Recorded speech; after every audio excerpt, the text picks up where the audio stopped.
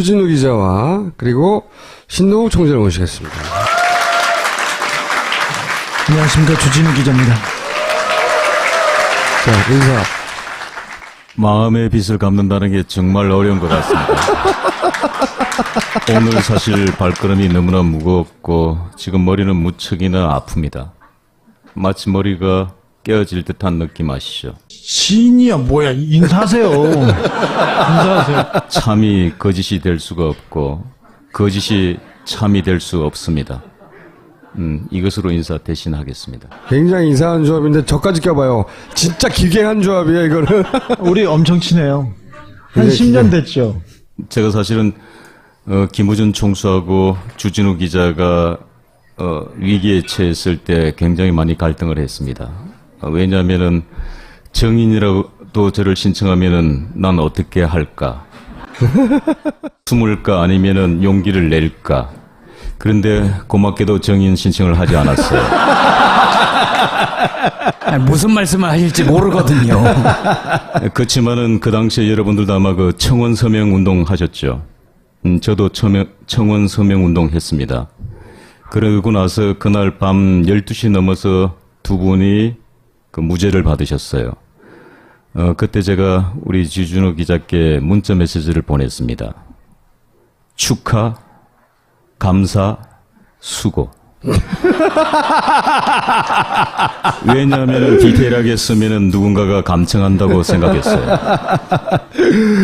자, 이 사건을 이제 설명드려볼게요. 박근혜 대통령의 오촌 살인 사건이라고 불리는 사건이 2011년, 대선 1년 전이에요. 2011년 9월 5일 날 벌어집니다. 유경재단을 놓고 박근혜, 박근영, 박지만 3형제 간에 오랜 분쟁이 있어 왔어요. 거기까지는 아시죠. 근데 이 분쟁 와중에 박근혜 대통령 편에서 어깨 역할을 했던 분이 있습니다. 그분이 박근혜 대통령의 오촌인 박용철 씨예요. 박용철 씨는 지금 말씀드린 어깨 역할을 하는, 이렇게 박근혜 대통령의 일가들이 앉아있을 때 바로 뒷줄에 앉을 만큼 이분이에요. 오촌이니까 가까운 분이었어요. 어깨 역할을 했고, 어깨 역할을 했다는 건 이제 예를 들어서 양쪽이 부딪힐 때, 폭력 사태가 났을 때 이분이 이제 운동을 하신 분이거든요. 이분이 이렇게 사망한 사건입니다. 살해당한 사건이에요. 근데 이분을 살해했다고 하는 사람이 누구냐면 이분의 사촌인 박용수 씨인데, 제가 지난 시간에 한번 보여드렸죠. 이분은 이렇게 산에서 자살을 했다고. 간단하게 요약하면 둘이 술 마시다가 돈 문제 때문에 동생 박용수 씨가 사촌 동생 사촌형 박용철을 칼로 찌르고 망치로 때리고 해서 난자해서 살해하고, 본인은 새벽에 야밤에 사실은 불도 없는 산을 2시간을 타서 거기서 목을 메고 이런 식으로 수를 덮고 자살한 사건이라고 경찰에 결론 낸 사건이요. 근데 이게 너무 이상한 거예요, 사건이. 2011년 9월 6일 5시에 사체가 발견된 사건입니다. 근데 6일 날 오후에 경찰이 이렇게 발표합니다. 경찰은 목을 맨 박 씨에게서 흉기가 발견된 점과 CCTV 등을 미뤄볼 때 자살로 추정되는 박 씨가 피살된 박 씨를 흉기로 찔러 살해한 뒤 스스로 목숨을 끊은 것으로 보고 수사를 벌이고 있다. 사실상의 수사 결과 발표를 사체를 찾은 지 몇 시간 만에 냅니다. 의문점이 있습니다. 살해를 했다고 한 박용수 씨입니다. 살해를 한 사람입니다. 그분은 전과가 없습니다. 167에 73kg입니다. 저기 누워 있었던 아까 박용철 씨는 176에 105kg, 유도 선수 출신의 거구입니다. 근데 그분을 혼자서 제압하고 차 밖으로 이렇게 옮겼는데 그 거구를 끈 흔적도 없고 옮긴 흔적도 없습니다. 피가 났으면 끌고 나왔을 거 아니에요? 네, 그냥 그런 흔적이 없어요. 가뿐히 들어서 거기다 놨습니다. 자살한 박용수 씨의 위에서 녹지 않은 알약 하나가 발견됐는데요. 정장제, 이른바 설사약입니다. 자살하기 30분 전으로 추정되는데, 의학적으로. 그러니까 자살하기 30분 전에 설사약을 복용했습니다. 자살을 하러 가는 거리가 2시간 정도 거리는 거리이고, 암벽 등반이 필요한 거리입니다. 야밤에. 그리고 유서가 발견됐습니다. 유서에, 저도 살인사건 취재를 많이 해봤지만 가장 이상한 유서입니다. 화장해서 바다에 뿌려주세요. 절대 땅에 묻지 마세요. 유서대로 절대 땅에 묻지 않고 바로 화장했습니다. 이 필적에 대해서 국과수에 검증을 했는데, 이게 박용수 씨가 직접 썼는지 안 썼는지 판별할 수 없었습니다. 혈흔이 나온 칼에서, 그리고 망치에서, 망치는 없었고요. 칼, 망치, 모든 그런 도구에서 박용수 씨의 지문은 하나도 발견되지 않았습니다. DNA도 마찬가지입니다. 그러니까 이게 이상한 거예요. 보통 자기가 자살을 할 거면 사형하고 나서 지문을 지울 리가 없잖아요. 곧 자살할 사람인데. 자, 그리고 아까 목을 맨 박용수 씨가 수건을 위에다 걸치고 있었지 않습니까? 이거 이상하지 않습니까? 이거 이상하다. 그렇게 물어봤더니 재판에 나온 경찰은 이렇게 얘기합니다. 죽으러 가는 중에 땀을 닦았을 수도 있다. 자, 그리고 박용수 씨의 등에서 시반, 그러니까 죽었을 때 피가 어떻게 고입니다. 시반이라고 해서, 그러니까 목을 맨 사람한테는 피가 아래쪽으로 쏠리게 돼 있었습니다. 근데 박용수 씨는 시반이 등에 형성됐습니다. 그러니까 즉 목을 맨 박용수 씨가 상당 기간 죽은 뒤 누워 있다가 목을 맸다는 이런 의학적인 가설도 가능합니다. 칼질, 망치질이 전문가가 하는 것이다. 네. V자, X자, 난자를 했습니다. 박용수 씨는 전과도 없고요. 사람은 하나 때릴 수도 없는 아주 호리호리한 몸이었습니다. 그리고 친척들은 둘 사이에 굉장히 절친하다고 했었어요. 박용수 씨와 박용철 씨가 술을 먹었다고 하는 1차 술자리 장소 스텝바는 없는 술집이었습니다. 존재하지 않았습니다. 우리가 몇 년치를 찾았는데 없어요. 스텝바라는 데는. 대리기사의 신고를 받고 출동한 경찰에 의해서 발견됐다. 이렇게 발표를 했는데 경찰에는 대리기사의 신고를 받고 출동한 흔적이 없었습니다. 대리기사의 신고는 없었습니다. 그리고 언론에 경찰이 CCTV를 분석해서 지금 수사에 나섰다고 했는데, 경찰에는 CCTV 기록이 하나도 없었습니다. 그리고 경찰 발표로는 둘 사이에 돈 문제가 발생해서 다투다가 죽였다고 그렇게 발표됐거든요. 두 사람과에는 금전거래가 한 푼도 없었습니다. 박영수 하나만 보내지 박영수도 같이 보냈냐, 뭐 궁금해할 수 있잖아요. 충분히. 그러니까 이게 논리적 점프가 아니냐. 그렇지 않죠. 전혀. 네. 왜냐하면 우리도 몰랐어요. 이 둘이 한 묶음으로 움직입니다. 나중에 알게 된 사실입니다. 친한 사람들이었어요. 제일 친한. 집안 사람들 중에 가장 친한 사람이고, 흉금을 틀어놓고 또 서운한 게 아니라 이 사람의 문제가 있으면 서로 해결해주는 그런 사이 있지 않습니까? 집안에서. 그러니까 한쪽은 몸을 쓰고 한쪽은 머리를 쓰는 사람이었던 네. 거예요. 그래서 둘이 잘 맞는, 친척들도 그래요. 너무 친했기 때문에 둘이 죽일 일이 없다고. 가족들도 다 그 얘기합니다. 네. 근데 어쨌든 경찰은 둘이 사이가 나빠서 돈 때문에 죽였다고 발표됐고, 누구도 그거를, 가족들도 나서서 반론하지 않아요. 네. 부인, 동생 다 모여서 얘기하는 말이 두 분은 사이가 좋으셨어요. 얘기하고. 그런데 그 자리에 같이 있었던 황모 씨라는 사람을 알게 됐어요. 황모 씨는 살해된 박용철 씨의 오른팔이었고요. 아버지는 조직폭력배 출신이었고요. 네. 그분은 짱구파의 보스였습니다. 웃기지만 하여튼 짱구파의 보스였어요. 그 어깨죠, 그분도. 그래서 우리가 이 사람을 만나서 우리가 증인을 채택해야지 하고 열심히 찾았더니 통수증이 있었단 말이야. 증인 신청을 우리가 했어요, 법원에다가.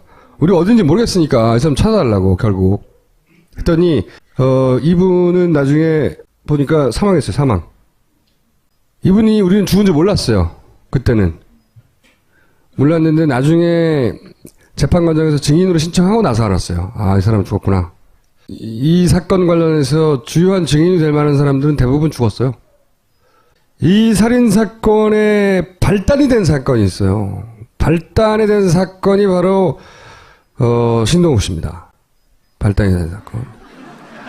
여기서부터 등장하시는데. 유경재단이라고 아시죠?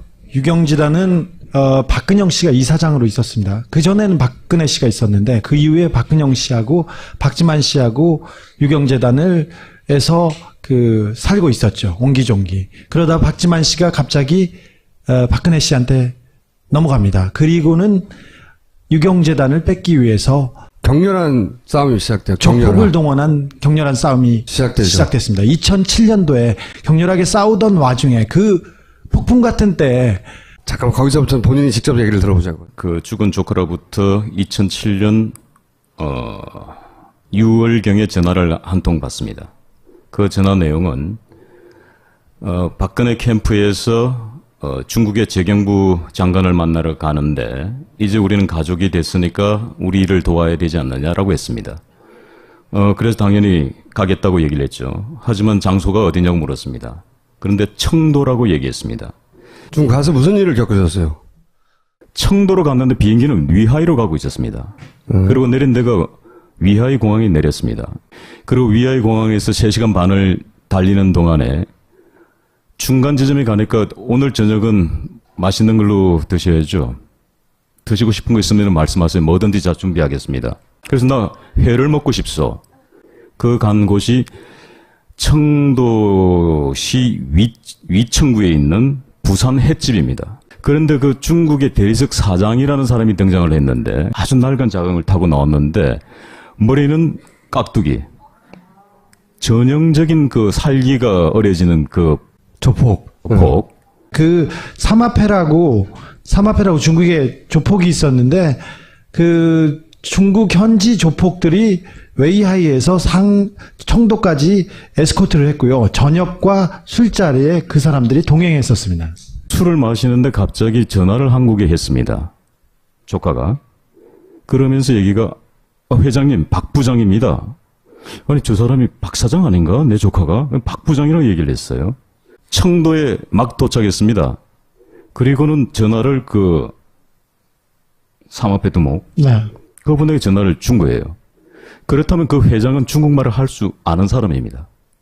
난 무슨 말인지 들을 길이 없지요. 근데 아마 그게 빨리 이렇게 작업을 하라고 뭐 이런 것 같아 내 감으로는. 두 번째 술집을 갑니다. 술집을. 회를 먹고 그 다음에 그 가라오케 같은 룸사롱 같은 술집으로 갑니다. 근데 우리가 오픈된 공간이었고 룸은 아니었습니다. 그런데 술을 가져온 이 사람은 맥주를 박스로 가지고 오는 거예요. 계속 돌아가면서 건빠이 이러니까 계속 마실 수밖에 없었어요. 왜냐면 그 옆에 조직 폭력 보스의 또 똘마니들이 쫙 깔려 있으니까 이거 안 마실 수가 없단 말이죠. 그런데 제가 유심히 관찰을 하고 있는데 놀라운 사실 하나가 갑자기 테이블을 보니까 옆에 있던 아가씨들부터 시작해가지고 500ml 페트병 있죠. 우리 저기 생수병. 그 병에다가 양쪽에 구멍을 뚫어가지고 이렇게 스트로브가 이렇게 양쪽에 이렇게 꽂혀 있어요. 그 안에서 연기가 이렇게 하얀 연기가 막 피어올라요. 그런데 그 술집 여성도 그렇고 주변에 있는 사람들이 그거를 흡입하기 시작하는 거예요. 그런데 내가 순간적으로 이거 마약 아니야? 생각했죠. 마치 우리 그 저기 영화 속에서 봤던.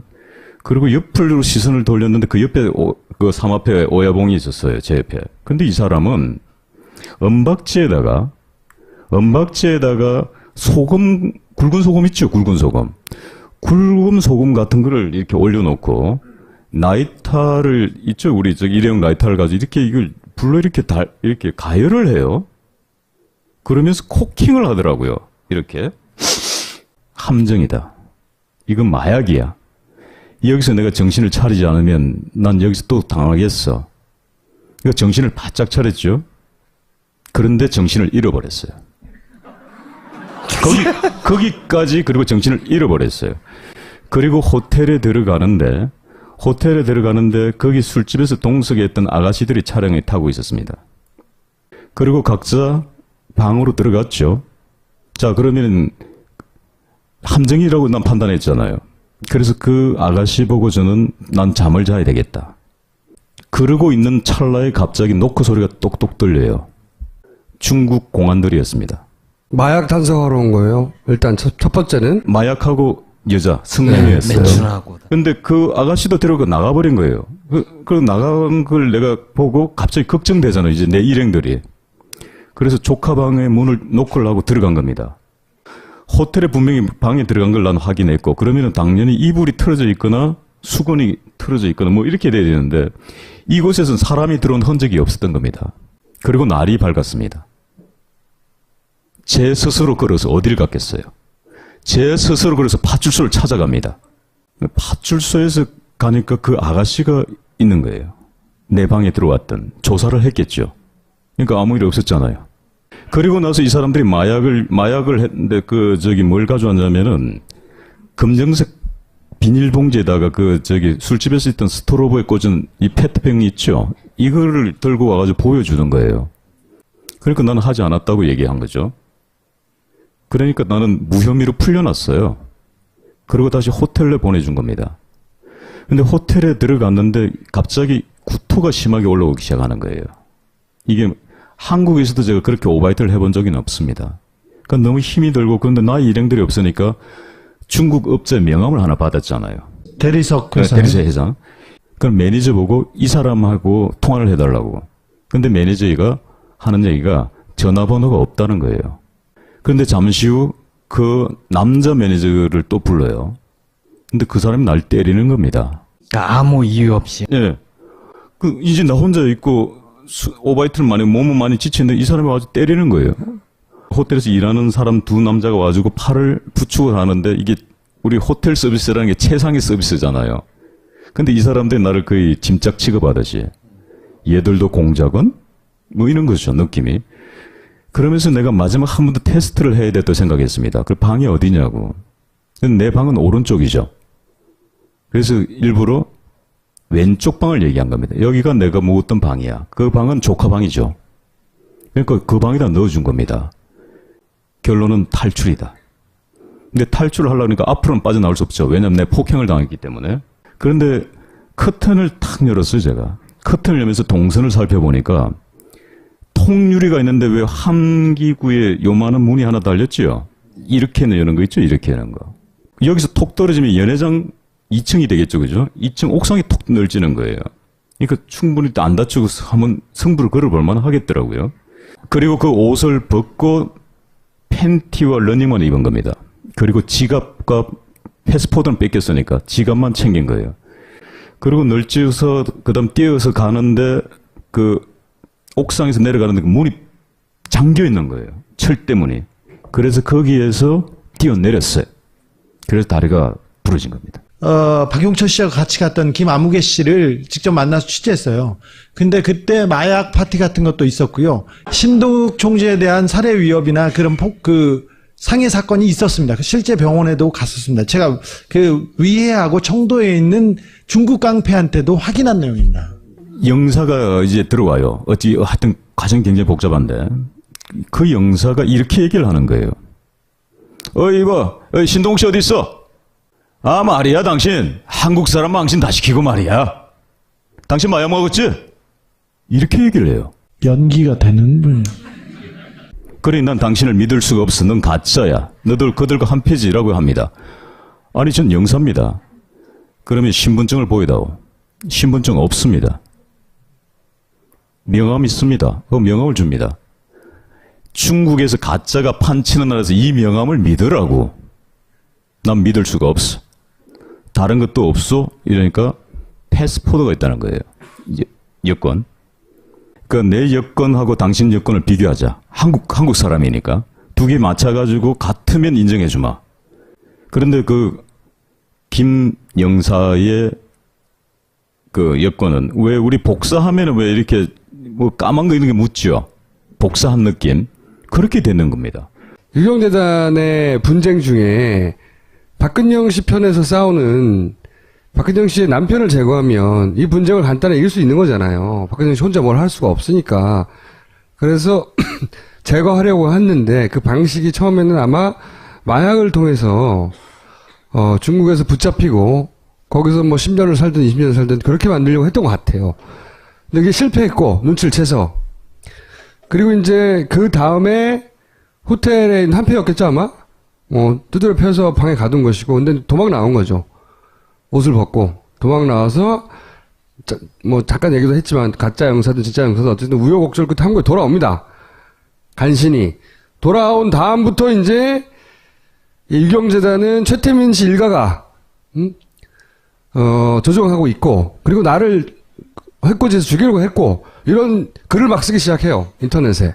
신동욱 씨가 마약을 하지 않았다라고 하는 서류도 받고, 본인은 자기 방어를 위해서 열심히 노력하는데 일단 믿어주질 않으니까. 제가 갑자기 생각이 났는데, 우리 조카가 난 억울한 죽음을 당했다고 믿는 사람입니다. 박용철 씨요. 그러니까 저는 탑골공원에서 막걸리를 지금 거의 10년 차 마시고 있으니까, 고모부, 오늘도 탑골공원 가시죠? 그런데요. 화장실 다녀오시면은 막걸리가 따진 막걸리는 반드시 버리셔야 됩니다. 아니, 그 피 같은 막걸리를 왜 버려? 얘들이 자급한단 말이에요. 거기다가 약 타시면 꼼짝없이 다 하는 거예요. 왜냐면은 상대가 자수를 하러 간답니다. 나 마약했습니다. 자수하러 왔습니다. 아니, 그럼 당신이 혼자 했어요? 아니요. 저 신동욱 총재가 함께 했어요. 어디서요? 막걸리집에서요. 그러면 경찰이 저를 체포할 수 있는 권한이 생겨집니다. 그러고 나서 체포해서 소변검사, 모발검사 해서 마약 나오면 전 마약공을 똑 떨어지는 거예요. 이렇게 얘기를 합니다. 중국에서 마약한 사람이 되고, 그 다음에 허위사실을 유포한 사람이 돼서 기본적으로 갇힙니다. 같이 재판을 받아요. 재판을 받는데 박근혜 대통령 편에 서 있던 증인들이 막 나옵니다. 그중에 당연히 같이 갔던 박영철 씨도 등장하는 거죠. 사망한 박영철 씨가 저쪽편의 증인으로 나와요. 그리고 이춘상 씨라고, 사실은 문고리 4인방으로 불렀고 맏형 역할을 했던 이춘상 씨도 나와요. 이분도 사망했어요. 주요 증인 2명이 죽었어요. 그리고 이제 김재원, 당신 대변인이었고 나중에 수석도 했죠. 이 양반 많이 보셨죠? 정무수석까지 했던 이 양반은 어떤 식으로 증언을 하냐면, 박근혜는 2004년 이후 최태민 목사의 친척들과 완전히 단절하여 전혀 연락을 취하고 있지 않을 뿐만 아니라 등등등, 친인척들이 유경재단을 차지하려고 폭력사건을 사주한 사실도 없었지요라고 물으니까 없다. 자기가 잘 알고 있는 내용인데 모두 사실이 아니다. 최태민 일가와 연락을 취하지도 않았고 유경재단 관련 폭력을 사주한 사실도 없다. 이렇게 증언을 합니다. 그 양반은. 다른 사람들도 이제 마찬가지 맥락의 증언들을 해요. 신동욱 총재가 그때 막 하죠. 아무도 안 믿어줬지만. 최태민 일가가 유경재단을 다 차지하고 있고, 그리고 유경재단과 관련된 폭력행위들은 그들이 사주하고 있다. 박용철의 증언은 뭐였습니까? 같이 가기는 갔다? 박용철은 같이 가기는 했는데 처음에는 신동욱 총재를 계속 비난하고 비난하고 거짓말을 한다고 했었죠. 그러다가 변심을 합니다. 변심. 그때는 왜 변심을 했는지 잘 모르지만 변심을 조금씩 해요. 죽이려고 중국에 데려간 거라고 하는 그 증거가 되는 녹취록이 있다고 얘기를 하기 시작해요. 박용철은 박근혜 박지만 쪽의 행동대장이었습니다. 대장이었어요. 그래서 폭력배들을 동원해서 박근영 씨를 다 몰아냈습니다. 몰아냈기 때문에 큰 공을 세웠지 않습니까? 그래서 자기가 중요한 자리에 앉을 거라고 생각해서 실제로 폭력 사태 이후에 어린이 관장, 그 어린이 공원의 관장을 자기가 했어요. 그러다가 조폭 출신이 어린이 관장을. 네. 잘 어울리지 않습니까? 어린이회관 관장. 어린이회관. 그러다가 밀려났습니다. 그리고 핵심부에서 점점 밀려나기 시작합니다. 그때 미묘하게 입장이 변화합니다. 원래 이제 폭력 사태 때는 자기가 앞장서서 어깨 노릇을 했는데 사태가 진정되고 나니까 자기 역할이 줄어드는 거죠. 그러면서 다른 사람이 그 자리를 차지한 거예요. 그러니까 이 양반이 섭섭했나 봐. 그렇겠죠, 아무래도.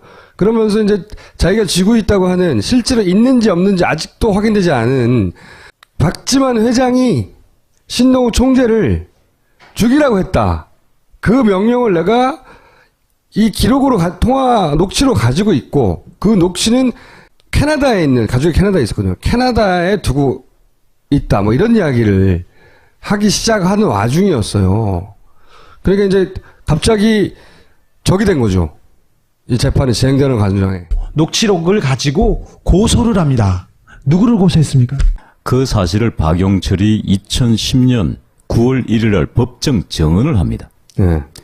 법정 증언 기록이라는 걸 가지고 제가 고소를 했기 때문에 그거는 결코 무효가 될 수 없습니다. 그런데 1심 판결문에는 박용철이 법정에서 증언한 사실이 없으므로 유죄입니다. 2010년 9월 1일 날 박용철 씨가 법정에 나와서 이렇게 말합니다. 박지만 회장의 비서실장이죠. 정용희 비서실장이 나에게 박지만 회장님의 뜻이다라고 이야기한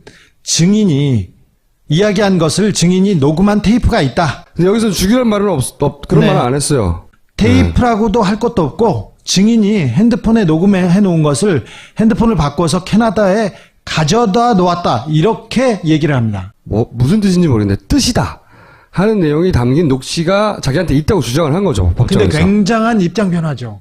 그 법정 9월 1일 증인 신문 조서를 보면은 박용철이 3번에 걸쳐서 인정합니다. 그게 네. 굉장히 중요합니다. 네. 그러면은 박지만 회장은 나를 무고로 걸 게 아니라 비서실장을 고소해야 되고 박용철을 고소해야 맞습니다. 그렇지 않습니까? 그들의 법정 증언 기록을 가지고 저는 고소를 한 겁니다. 무슨 얘기냐면 여기서는 이 기록을 봐라. 나를 죽이려 한 거 아니냐. 근데 죽이라고 자기가 한 적이 없는데 만약에 박용철 씨나 다른 사람이 그런 주장을 하면 박지만 씨는 박용철 씨를 고소해야 되는 거야. 자기는 그런 명령을 한 적이 없다고 이 얘기를 하신 거고. 자, 이 재판은 엄청난 양의 분량의 증언들이 오갔기 때문에 요약하면 어쨌든 중요한 것은 입장이 변한 거예요. 박용철 씨의 입장이 변했고, 박용철 씨는 나중에 취재를 통해서 우리가 알게 된 몇 가지 사실이 있긴 하지만, 여하간 아마도 그 변화된 입장을 가지고 저쪽에서 무슨 대가를 받으려고 했겠죠. 그런 압박을 하려고 했겠죠. 그런 일이 진행되는 와중에 죽은 거예요. 박용철 행동대장의 입장 변화가 있으니까 이런 행동 변화가 있으니까 중요한 사람이지 않습니까? 그래서 증인으로 신청을 합니다. 변호사를 통해서 2011년 9월에 증인으로 한 번 다시 박용철을 요청합니다. 조성래 변호사가. 신동욱 총재 변호사가 이거 다시 들어봐야 되겠다라고 신청을 하고 거기 법정에 나오기 직전에 죽어요. 이 사건이 벌어지는 거예요. 9월 27일 날 재판에 나오기로 했었습니다. 박용철 씨는. 근데 9월 6일 날 새벽에 살해당했습니다.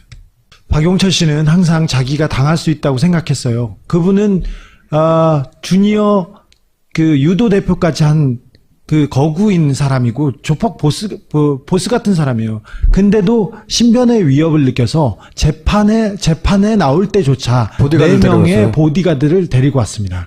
그런데도 당하셨어요. 이상한 건 이상한 거라고 주장한 거 가지고 이제 우리가 감옥에 갈 뻔한 것이고 저랑 주진호가 저희가 이상하다고 주장해서 재판을 받고 사전 구속영장이 청구돼서 수갑을 차고 유치장에 끌려갔었죠. 그리고 이제 이상하다고 한 이유로. 그런데 이 빈 구석을 메꾸는 스토리가 저랑 주진우가 두바이 가서 들은 이야기입니다. 그리고 나서 이렇게 된 거구나 하고 이제 아기는 다 맞았어요. 아기는 다 맞았는데 오늘은 그 얘기를 하려고 하는 건 아니고요. 언젠가 할 수 있겠죠.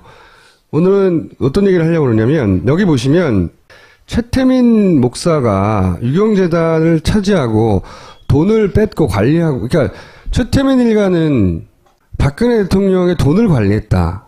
이거는 너무나 많이 반복돼서 이제 보도됐잖아요. 그러면 그때 그런 일을 해결하기 위해서 동원된 예를 들어서 신동욱 씨를 어깨를 동원해서 어떻게 해버린다든가 또는 거기 깡패와 한센인이라고 우리가 흔히 부르는 그런 사람들이 동원된 처참한 폭력들이 많이 있었거든요. 가족 간에. 네. 그런데 이 폭력은 누가 그러면 관리하고 동원하고 사주하고 한 건가? 예를 들어서 이제 아까 얘기한 이 김재원 정무수석은 이렇게 최태민 일가하고 아무 상관없다고 했고 신동욱 총재 재판에 저분은 매일 방청석에 와 있었어요. 집사처럼. 이렇게 얘기를 해요. 나중에는 이제 이게 지금 최근의 기사예요. 최근의 기사에 다시 등장하기 시작한 거죠. 오촌 사건 때 이 사람 위증한 거 아니냐고. 왜냐면 앞에 주의한 두 사람은 죽었어요. 이 사람 여권에서 김 전 수석이 박 대통령 주위 인적 관계를 잘 알고 있기 때문에 가장 잘 아는 사람이지 모르는 사람이 아니라고 이제 말하는데도 본인은 몰랐다고 계속 합니다. 몰랐다고 하는데, 자, 이제 폭력에 대해서 얘기를 해볼게요. 돈 말고, 돈은 알겠어. 최태민 일가가 관리했던 건. 그럼 폭력은 누가 관리했느냐? 2007년도에 유경재단 이사장인 박근영 씨를 내몰기 위해서 박지만 쪽에서 계속 조폭을 보냈습니다. 그래서 박근영 씨도 조폭을 샀어요. 그래서 조폭끼리 계속 싸우다가 이 싸움이 정리됩니다. 계속 조폭 대 조폭으로 싸우다가 이 싸움을 정리한 게 결국은 이 박근영 당시 이사장을 그때 동원된 한센인이 목사를 자꾸 끌어냅니다. 저 자리에 있었던 조직폭력배를 제가 만났는데 자기가 수많은 전투에 참여했는데 아무것도 할 수가 없었다요. 그냥 끌려 나왔습니다. 다. 제가 최초로 박근혜 그 당시 대표, 지금의 대통령의 미니 홈피 올린 최초의 사진이 이 사진입니다. 이 사진을 올렸을 때 과연 그분은 어떤 반응일까? 그런데 그게 삭제되기 시작하는 거예요. 그러니까 누군가가 막는다고 판단했습니다. 인터넷에서 계속 삭제됐습니까? 예. 저 사진 때문에 제가 고소를 당한 겁니다. 박근혜 대통령이 직접 고소했습니다. 박근혜 대통령이 병 환자의 폭력 사건에 대해서 직접 고소를 했습니다. 제보를. 결국은 박근혜 대통령이 차지한 거예요. 유경재단을. 긴 조폭들의 싸움 끝에. 그걸 정리하는데 그 정리 이제 보십시오.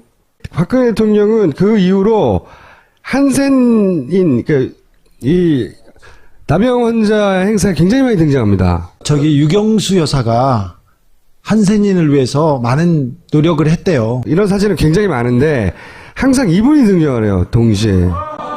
여기 이정현 보이죠? 이정현 대표 여기 보이죠? 그 당시에는 서열이 굉장히 낮았어요. 네, 당직자였고요. 네. 근데 요분을 주목해서 보셔야 돼요. 요분이 항상 이런 행사 옆에 계세요. 이런 행사 보면 이분이 항상 옆에 가장 가까운 자리에 이분이 나옵니다. 그리고 예를 들어서 김무성 나오잖아요, 여기? 네.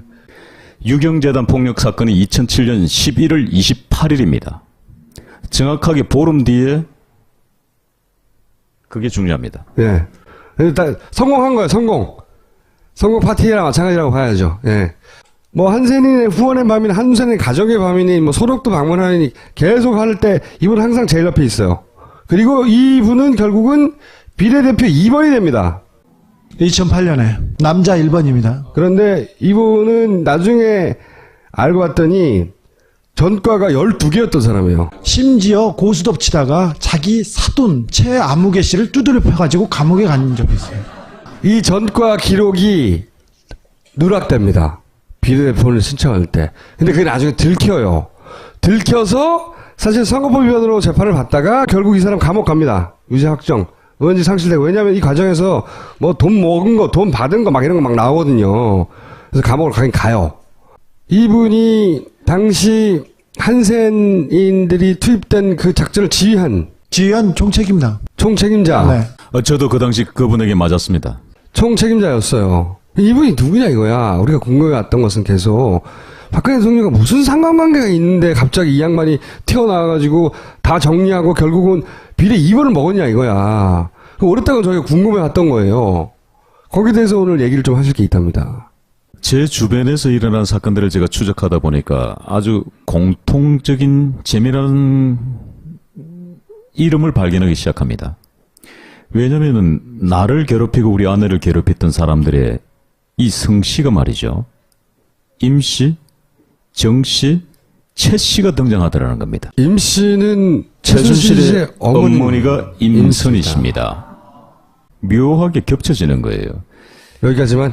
거기까지만. 네. 최태민의 일가가 혹은 그 주변 사람들이 재산만 관리하는 게 아니라 폭력도 관리했어요. 기본적으로. 폭력도 관리했고 그 폭력 관리 중에 대단히 의심스러운 것들이 이런 사건들을 취재해가면서 만나는 죽음들입니다. 그러니까 그분들이 직접 거기에 관여했다고 내가 말할 근거는 증거는 없어요. 증거는 없는데 들은 이야기는 많이 있죠. 증언들은. 근데 예를 들어서 오늘 한 가지 나가보면 박정희 생가보존회장이란 이분입니다. 박정희 대통령과 어릴 때부터 알았다라고 알려진, 박정희 대통령의 후배예요. 진짜 친했는지는 모르겠지만 그렇게 알려진, 제가 저분을 만났을 때 박근혜한테 그네는 그랬습니다. 2008년 3월 26일 날 갑자기 이분이 피살을 당합니다. 피살을 당하는데 어떻게 죽느냐? 그 피살을 당하고 박근혜 대통령이 찾아가고, 선거 직전이었고요. 일정을 다 취소하고 빈소를 찾아서 유족을 위로했습니다. 상당 기간 동안. 이때가 언제냐면은 박근혜 대통령이 이명박 집권 직후에 첫 총선에서 소위 친박 학살이 일어나서 친박 연대라고 하는 듣도 보도 못한 희한한 그 공천에서 탈락자들이 뭉쳐서 움직일 때가 있었어요. 부산 지역과 대구 지역 중심으로 해서 15명이 그때 선거를 할 고 무렵입니다. 고 무렵인데 3월 26일 날 이분이 사망을 하는데, 어떻게 사망을 하냐면 3월 26일 당일날 찍힌 사진이에요. 정신 이상자라고 판명이 됐다고 보도된 강암옥 씨는 27살이고요. 김지학 씨는 8순입니다. 근데 집에 생가에, 그러니까 박정희 대통령이 태어나서 20년 동안 살았던 집이었습니다. 거기에 체육복 차림으로 왔다가 갑자기 나타납니다. 그래서 옷이 더럽다면서 갑자기 옷을 벗어요. 그리고 나서 쓰레기통에 옷을 버리고 막 돌아다닙니다. 그랬더니 김지학 씨가 너 뭐하냐고 이렇게 만류합니다. 그랬더니 마구 때리고 옷을 벗은 옷으로 몸을 결박한 후에 호미로 찍어 죽입니다. 그리고 바로 잡힙니다. 골 때리는 사건이거든요.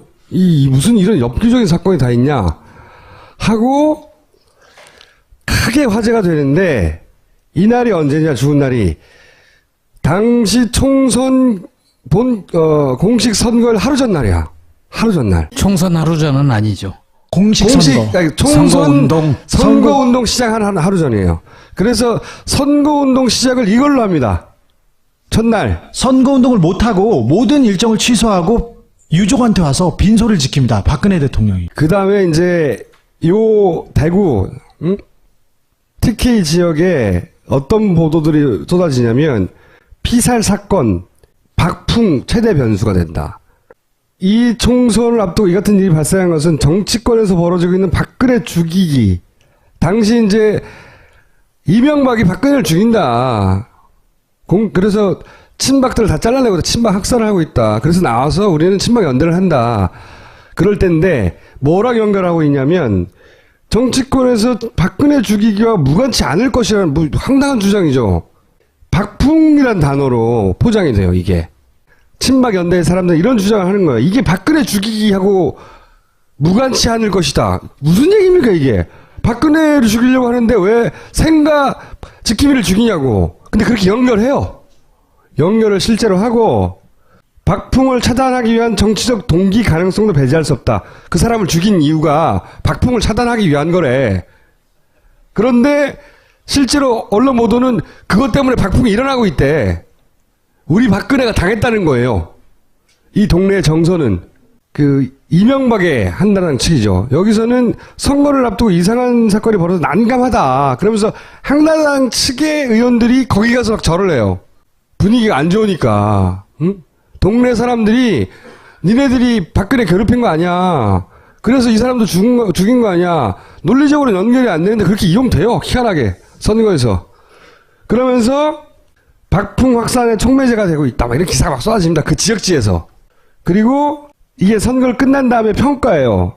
박정희 전 대통령 생가 보존회장의 피살 사건으로 불어닥친 박풍의 혜택을 톡톡히 봤다. 왜?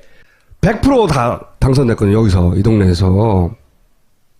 그래서 이 동네에서는 이 사건이 대단히 상징적이고, 그리고 박근혜 대통령의 친박 연대 후보들을 다 살린 사건으로 인정받습니다.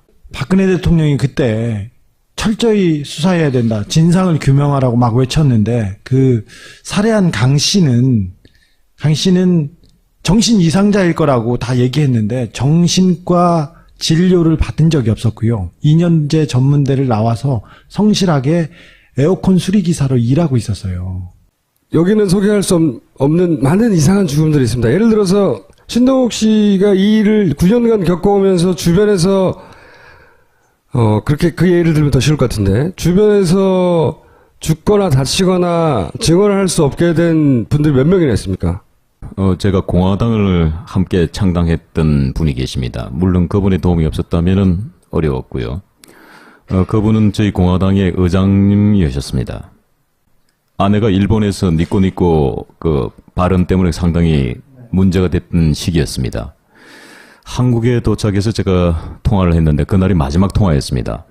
그날 밤 11시 50분경에 포천의 대구로 돌아가시면서 어문의 교통사고를 당합니다. 연관이 없을 수도 있잖아요. 우연한 사고일 수도 있잖아요. 좀 보다 직접적인. 예를 들어서 처음 신동욱 형제를 도왔던 변호사님 어디 갔습니까? 사실은 이 사건에 굉장히 또 중요한 게 첫 번째 우리 변론을 맡던 변호사님인데 그 변호사께서 제가 그 영장 실질 심사를 받지요. 그때 받을 때 본인의 변호사직을 걸고 본인의 진실을 얘기하겠다고 얘기를 합니다. 그런데 그 얘기가 뭐냐면 박근혜 2007년 6월경에 박근혜 캠프에서 안봉근, 이재만, 이춘상, 정호성 이렇게 나에 대해서 어떻게 처리를 할 건가에 대한 많은 이야기들이 오고 갔다는 것에 대한 증언입니다. 그보다 조금 더 강한 어조의 사실은 발언을 했습니다. 그리고 제 변론을 맡으면서 끊임없이 살해 협박까지는 아니지만 협박에 시달렸어요. 근데 대체 어떤 협박입니까, 변호사님? 예를 들자면 이런 거예요. 전화가 이제 온다는 겁니다. 그래서 변호사님 댁이 잠실 주공아파트 몇 동 몇 호죠? 하고 전화를 탁 끊는다는 거예요. 그리고 또 며칠 있다 전화가 걸려온답니다. 모르는 번호죠. 전화를 받으면 변호사님 따님이 어느 유치원 무슨 반에 다니죠? 하고 전화를 딱 끊는다는 거예요. 그래서 우리 변호사께서 더 이상 변론을 맡을 수가 없겠습니다. 라고 하고 변론을 중간에 포기를 합니다. 그분 말고 한 4사람 더 있잖아요? 대략? 저에게 녹취를 하나 당합니다. 아까 그 기록이 나와 있던 말이고 그냥 지나갔는데 그 기록이 뭐냐면은 2007년 11월 28일 날 유경재단 그 사건에 최태민 아들과 손자가 개입했다는 녹취록입니다. 그 녹취록을 근거로 그분을 정인 신청을 하지요. 그런데 문제는 그분이 정인을 서로 나오셨는데 밖에 제가 나가보니까 반신불수가 돼가 있는 겁니다. 부인하고 같이 오셨는데 그래서 그 밖에 보면은 저 법정 앞에 이렇게 소파가 있어요. 소파에 누워 계신 겁니다.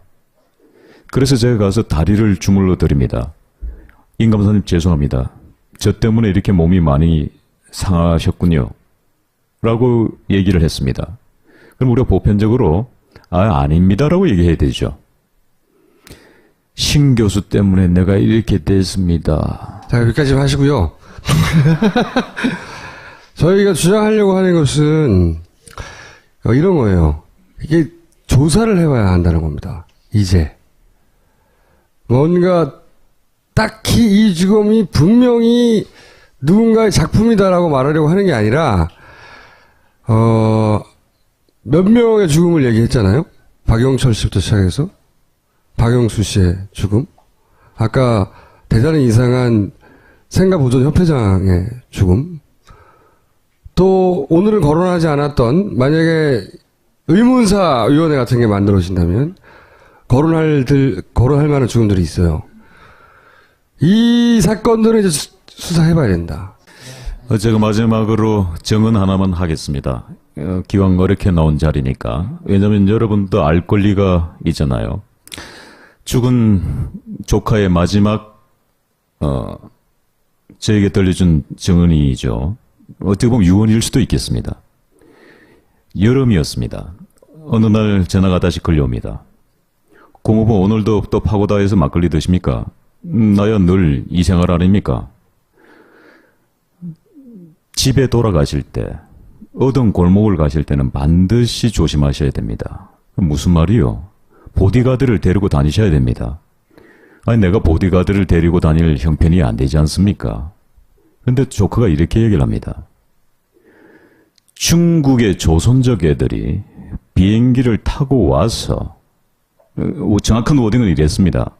고무부 칼침 넣고 가면 잡을 길이 없습니다. 유경재단은 형제간의 싸움이었는데 조폭들을 동원해서 싸웠어요. 그래서 그 재단에서 쫓겨난 박근영 씨는 그 모든 돈과 자리를 뺏겨가지고 빈털터리가 되고 그 다음부터 신빙성이 없는 사람, 사기나 치는 사람, 정말 믿을 수 없는 사람 이렇게로 만들었는데 제가 보기에는 박근혜, 박지만, 박근영 가운데 가장 그래도 상식적인 사람이 박근영 씨예요.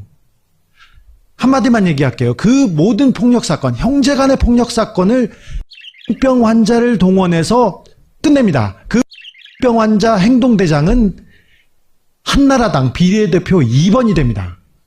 이게 한나라당입니다. 이게 새누리당이고 이게 박근혜입니다. 최태민부터 시작해서 40년 이상 우리가 뉴스가 끊이지 않는 이유가 그거예요. 40년간 묵어왔던 사건들이 한꺼번에 드러나기 때문에 뉴스가 끊어지가 않는 거예요. 맨날 나오잖아. 오랫동안 쌓여있는 사건들이 나오는 네. 거예요. 많이 놀라셨죠? 비아그라 놀라셨죠? 그 다음에 각종 약물에 놀라셨죠? 10분의 2 정도 나왔습니다.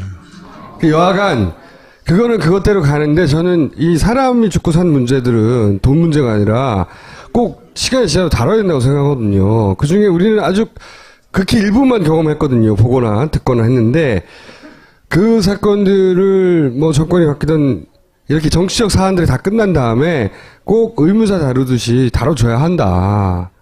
이 건은 여기까지 하겠습니다. 감사합니다.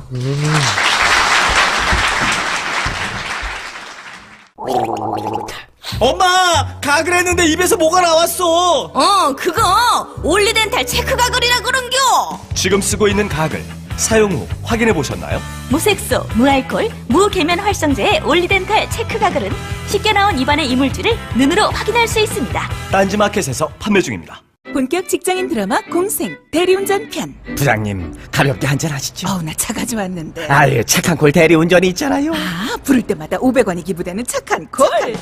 딴지가 기부 내역을 검증한 착한 콜 1800-9998 대리운전도 믿고 맡기세요. 꽃배달은 1800-9222, 퀵서비스는 1800-9668로 착한 콜 하실 수 있습니다. 당신에게 파인프라는 어떤 치약인가요? 단순히 비싼 치약인가요? 구강관리의 혁신, 잇몸 질환과 구취에서 자유로운 프리미엄 기능성 치약 파인프라로 당신의 치아와 잇몸에 하루 3번 건강을 선물하세요. 딴지마켓에 오시면 파인프라 치약과 파나세아 샴푸, 비누까지 만나실 수 있습니다. 아휴 힘들어. 저쪽은 못 가는 산하고 이거는 갈 수 있는 산하라는 게 말이 됩니까? 우리가 코리안인데 왜 코리안이라고 그러면서 신라맨으로만 우리를 규정하느냐. 눈물이 나와요. 저 우리 민족의 모습인데. 몰랐어요. 그때는. 몰랐는데 나중에 재판 과정에서 증인으로 신청하고 나서 알았어요. 아, 이 사람은 죽었구나. 이 사건 관련해서 주요한 증인이 될 만한 사람들은 대부분 죽었어요. 이 살인사건의 발단이 된 사건이 있어요. 발단이 된 사건이 바로 신동욱 씨입니다. 발단이 된 사건. 여기서부터 등장하시는데 유경재단이라고 아시죠? 유경재단은 박근영 씨가 이사장으로 있었습니다. 그 전에는 박근혜 씨가 있었는데 그 이후에 박근영 씨하고 박지만 씨하고 유경재단에서 살고 있었죠. 옹기종기. 그러다 박지만 씨가 갑자기 박근혜 씨한테 넘어갑니다. 그리고는 유경재단을 뺏기 위해서 격렬한 싸움이 시작돼요. 조폭을 동원한 격렬한 싸움이 시작됐습니다. 2007년도에 격렬하게 싸우던 와중에 그 폭풍 같은 때에 잠깐만 거기서부터 본인이 직접 얘기를 들어보자고요. 그 죽은 조커로부터 2007년 6월경에 전화를 한 통 받습니다. 그 전화 내용은 박근혜 캠프에서 중국의 재경부 장관을 만나러 가는데 이제 우리는 가족이 됐으니까 우리 일을 도와야 되지 않느냐라고 했습니다. 그래서 당연히 가겠다고 얘기를 했죠. 하지만 장소가 어디냐고 물었습니다. 그런데 청도라고 얘기했습니다. 좀 가서 무슨 일을 겪으셨어요? 청도로 갔는데 비행기는 위하이로 가고 있었습니다. 그리고 내린 데가 위하이 공항에 내렸습니다. 그리고 위하이 공항에서 3시간 반을 달리는 동안에 중간 지점에 가니까 오늘 저녁은 맛있는 걸로 드셔야죠. 드시고 싶은 거 있으면 말씀하세요. 뭐든지 다 준비하겠습니다. 그래서 나 회를 먹고 싶소. 그 간 곳이 청도시 위청구에 있는 부산 횟집입니다. 그런데 그 중국의 대리석 사장이라는 사람이 등장을 했는데 아주 낡은 자강을 타고 나왔는데 머리는 깍두기. 전형적인 그 살기가 어려지는 그 조폭. 그 사마페라고 중국에 조폭이 있었는데 그 중국 현지 조폭들이 웨이하이에서 청도까지 에스코트를 했고요. 저녁과 술자리에 그 사람들이 동행했었습니다. 술을 마시는데 갑자기 전화를 한국에 했습니다. 조카가. 그러면서 얘기가 회장님 박 부장입니다. 아니 저 사람이 박 사장 아닌가? 내 조카가 박 부장이라고 얘기를 했어요. 청도에 막 도착했습니다. 그리고는 전화를 그 사마페 두목 네. 그분에게 전화를 준 거예요. 그렇다면 그 회장은 중국말을 할 수 아는 사람입니다. 난 무슨 말인지 들을 길이 없지요. 근데 아마 그게 빨리 이렇게 작업을 하라고 뭐 이런 것 같아, 내 감으로는. 두 번째 술집을 갑니다. 술집을. 회를 먹고 그다음에 그 가라오케 같은 룸사롱 같은 술집으로 갑니다.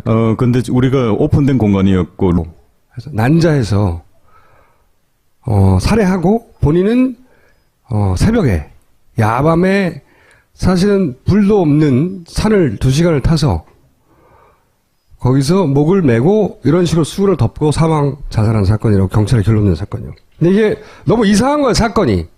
2011년 9월 6일 5시에 사체가 발견된 사건입니다. 근데 6일 날 오후에 경찰이 이렇게 발표합니다.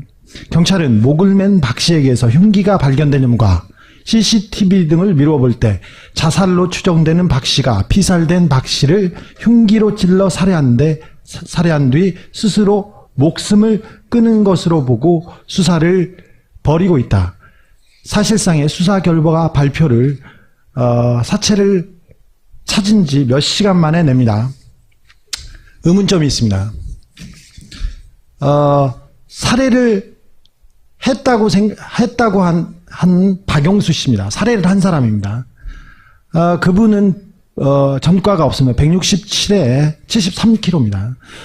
저기 누워 있었던 아까 박용철 씨는 176에 105kg 유도 선수 출신의 거구입니다. 근데 그분을 혼자서 제압하고 차 밖으로 이렇게 옮겼는데 그 거구를 끈 흔적도 없고 옮긴 흔적도 없습니다. 피가 났으면 끌고 나왔을 거 아니에요? 네, 그냥 그런 흔적이 없어요. 가뿐히 들어서 거기다 놨습니다.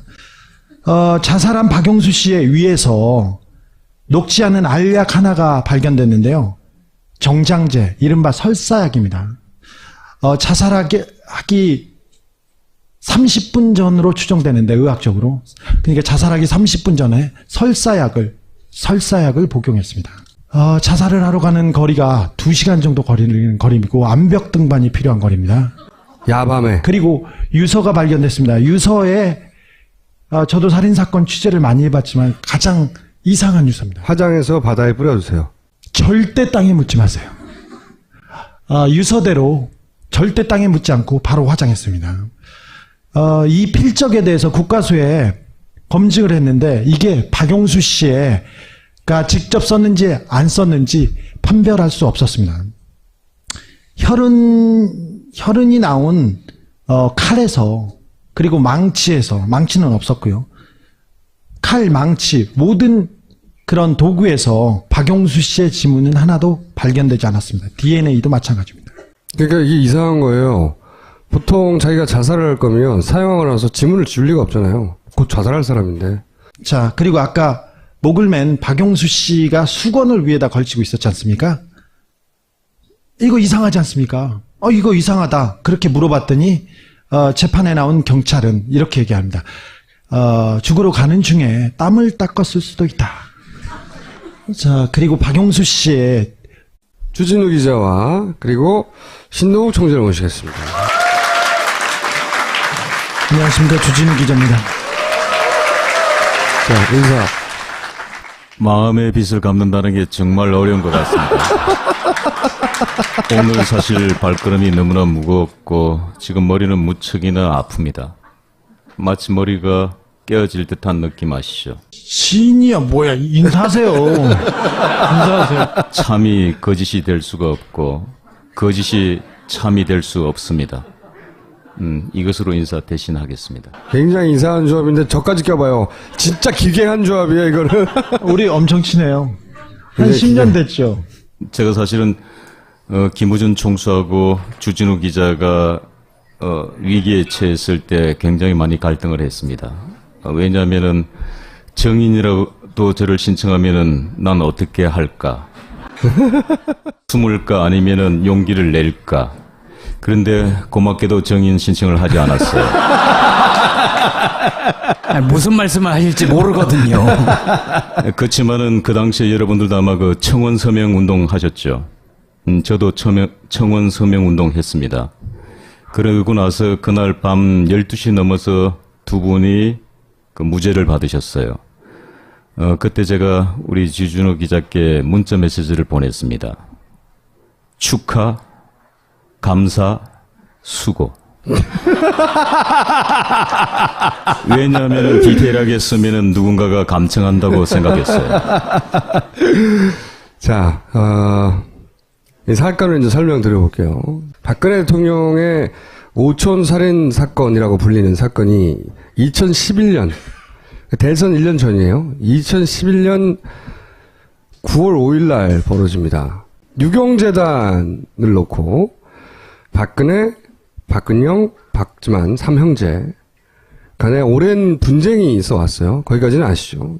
근데 이 분쟁 와중에 박근혜 대통령 편에서 어깨 역할을 했던 분이 있습니다. 그분이 박근혜 대통령의 오촌인 박용철 씨예요. 박용철 씨는 지금 말씀드린 어깨 역할은 이렇게 박근혜 대통령의 일가들이 앉아있을 때 바로 뒷줄에 앉을 만큼 이분이에요. 오촌이니까 가까운 분이었어요. 어깨 역할을 했고, 어깨 역할을 했다는 건 이제 예를 들어서 양쪽이 부딪힐 때 폭력 사태가 났을 때 이분이 이제 운동을 하신 분이거든요. 이분이 이렇게 사망한 사건입니다. 살해당한 사건이에요. 근데 이분을 살해했다고 하는 사람이 누구냐면 이분의 사촌인 박용수 씨인데 제가 지난 시간에 한번 보여드렸죠. 이분은 이렇게 산에서 자살을 했다고. 간단하게 요약하면 둘이 술 마시다가 돈 문제 때문에 동생 박용수 씨가 사촌동생 사촌형 박용철을 칼로 찌르고 망치로 때리고 rum은 아니었습니다. 그런데 술을 가져온 이 사람은 맥주를 박스로 가지고 오는 거예요. 계속 돌아가면서 건빠에 이러니까 계속 마실 수밖에 없었어요. 왜냐면 그 옆에 조직 폭력 보스에 또 똘마니들이 쫙 깔려 있으니까 이거 안 마실 수가 없단 말이죠. 그런데 제가 유심히 관찰을 하고 있는데 놀라운 사실 하나가 갑자기 테이블을 보니까 옆에 있던 아가씨들부터 시작해가지고 500ml 페트병 있죠. 우리 저기 생수병. 그 병에다가 양쪽에 구멍을 뚫어가지고 이렇게 스트로브가 이렇게 양쪽에 이렇게 꽂혀 있어요. 그 안에서 연기가 이렇게 하얀 연기가 막 피어올라요. 그런데 그 술집 여성도 그렇고 주변에 있는 사람들이 그거를 흡입하기 시작하는 거예요. 그런데 순간적으로 이거 마약 아니야? 생각했죠. 마치 우리 저기 영화 속에서 봤던. 그리고 옆으로 시선을 돌렸는데 그 옆에 그 삼합에 오야봉이 있었어요. 제 옆에. 근데 이 사람은 은박지에다가 소금, 굵은 소금 있죠? 굵은 소금. 굵은 소금 같은 거를 이렇게 올려놓고 라이터를 있죠? 우리 저기 일회용 라이터를 가지고 이렇게 이걸 불로 이렇게 이렇게 가열을 해요. 그러면서 코킹을 하더라고요. 이렇게. 함정이다. 이건 마약이야. 여기서 내가 정신을 차리지 않으면 난 여기서 또 당하겠어. 그러니까 정신을 바짝 차렸죠. 그런데 정신을 잃어버렸어요. 거기까지 그리고 정신을 잃어버렸어요. 그리고 호텔에 들어가는데 거기 술집에서 동석에 있던 아가씨들이 차량에 타고 있었습니다. 그리고 각자 방으로 들어갔죠. 자, 그러면 함정이라고 난 판단했잖아요. 그래서 그 아가씨 보고 저는 난 잠을 자야 되겠다. 그러고 있는 찰나에 갑자기 노크 소리가 똑똑 들려요. 중국 공안들이었습니다. 마약 단속하러 온 거예요. 일단 첫 번째는 마약하고 여자 성매매였어요. 매춘하고. 근데 그 아가씨도 데리고 나가버린 거예요. 그 나간 걸 내가 보고 갑자기 걱정되잖아요. 이제 내 일행들이. 그래서 조카 방에 문을 노크를 하고 들어간 겁니다. 호텔에 분명히 방에 들어간 걸 난 확인했고, 그러면은 당연히 이불이 틀어져 있거나 수건이 틀어져 있거나 뭐 이렇게 돼야 되는데, 이곳에서는 사람이 들어온 흔적이 없었던 겁니다. 그리고 날이 밝았습니다. 제 스스로 걸어서 어딜 갔겠어요? 제 스스로 걸어서 파출소를 찾아갑니다. 파출소에서 가니까 그 아가씨가 있는 거예요. 내 방에 들어왔던. 조사를 했겠죠.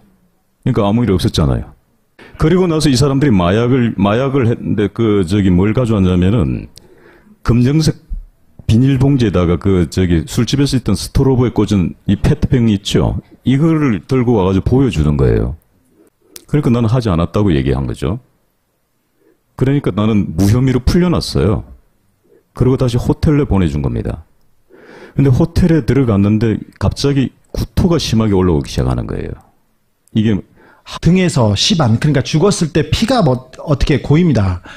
시반이라고 해서 그러니까 목을 맨 사람한테는 피가 아래쪽으로 쏠리게 돼 있었습니다. 근데 박용수 씨는 시반이 등에 형성됐습니다. 그러니까 즉 목을 맨 박용수 씨가 상당 기간 죽은 뒤 누워 있다가 목을 맸다는 이런 의학적인 가설도 가능합니다. 칼질 망치질이 전문가가 한 것이다. 네.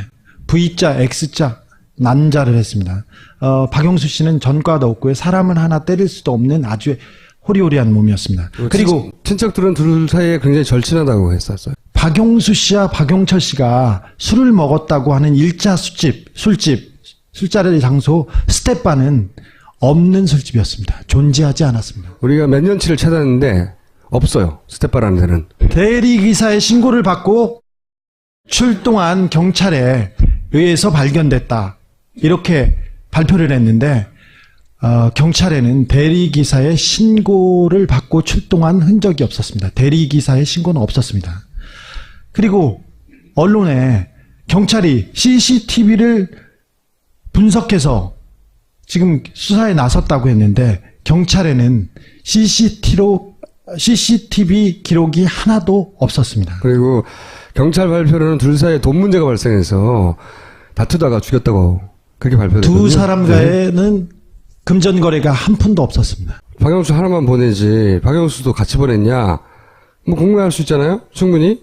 그러니까 이게 논리적 점프가 아니냐? 그렇지 않죠. 전혀. 네. 왜냐하면 우리도 몰랐어요. 이 둘이 한 묶음으로 움직입니다.